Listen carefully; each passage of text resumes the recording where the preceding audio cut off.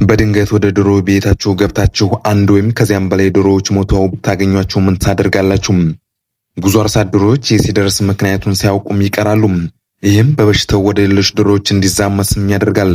በዚህ ቪዲዮ ዶሮዎች በድንገት የሚሞቱባቸውን 5 ዋና ምልክቶች፣ ምክንያታቸውንና መከላከያ መንገዶችና ሞት ሲከሰት ወዲያውኑስ ማድረግ ያለባችሁን ነገር እንነግራችኋለን። ሰላም ውድ የቤት ኬር ኢትዮጵያ ቤተሰቦች፣ ወደ ቻናላችን እንኳን በደህና መጣችሁ። አዲስ ከሆናችሁ ሰብስክራይብ በማድረግ የእንስሳት ጤናና እርባታ ትምህርቶች እንዳያመልጣችሁም ያደርጋችኋል። የዶሮዎቻችን ሕይወት ሊቀጥፉ የሚችሉ 5 በሽታዎችን እንደሚከተለው እናቀርብላችኋለን። በመጀመሪያ ደረጃ የምናየው የፈንግል በሽታ ወይም ኒውካስል ዲዚዝ የምንለው ነው።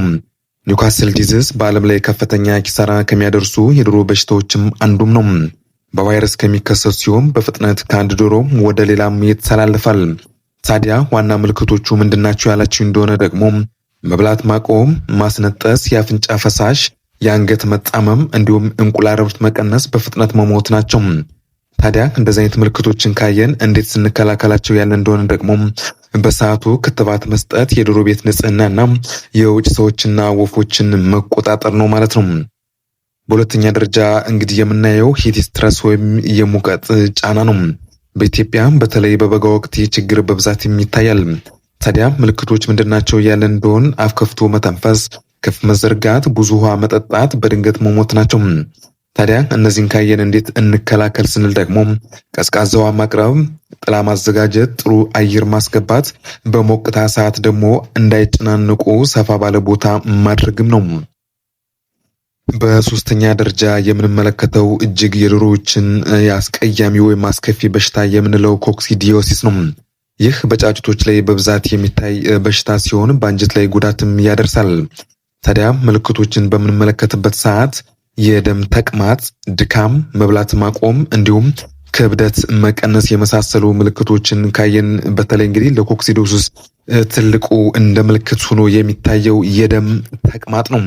ታዲያስ ይህን ምልክት ካየን እንዴት እንከላከል ብለን ያሰብን እንደሆነ እርጥብ አልጋ አለመተው፣ ንጽህናን እንግዲህ መጠበቅ ነው።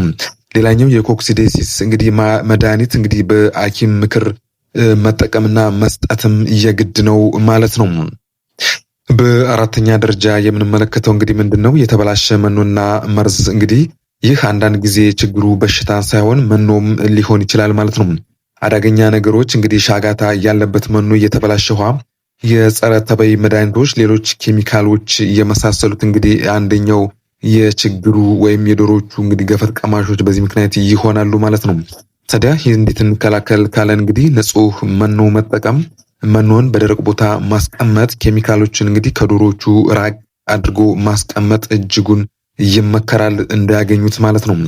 በአምስተኛ ደረጃ የምንመለከተው እንግዲህ ምንድነው እንግዲህ ደካማ የሆነ ባዮሴኪዩሪቲ ነው። ባዮሴኪዩሪቲ እንግዲህ ምንድነው ማለት እንግዲህ በሽታ ወደ እርባታው እንዳይገባ የሚወሰዱ ሁሉም ጥንቃቄዎች ማለት ነው።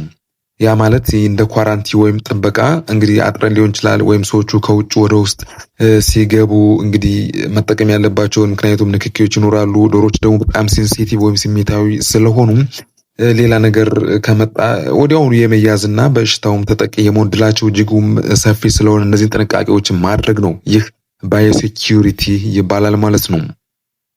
እንግዲህ በባዮሴኪዩሪቲ ስህተቶች ምክንያት የሚገቡ ነገሮች ቢኖሩ እንግዲህ አዲስ ዶሮ እንግዲህ ሳን ላይ ማስገባት፣ እንግዲህ የዶሮ ፎዎች መግባት፣ ጫማ ሳይታጠቡ መግባት፣ እንግዲህ መሳሪያዎችን ሳያጸዱ መጠቀም የመሳሰሉት እንግዲህ ችግሩን ሊያበብሱት ከሚችሉት ዋነኛ መንገዶች መካከል ናቸው ማለት ነው።